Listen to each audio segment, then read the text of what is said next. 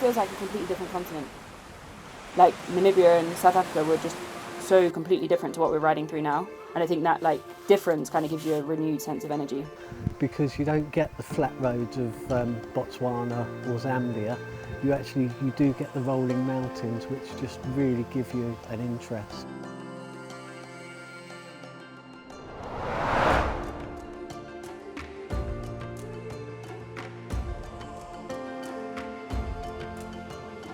But it is just the most beautiful rolling hills, and probably my favourite cycling since we were in Namibia in the desert.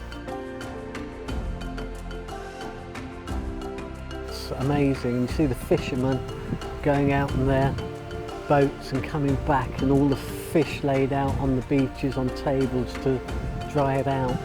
It's just a different way of life, just fantastic.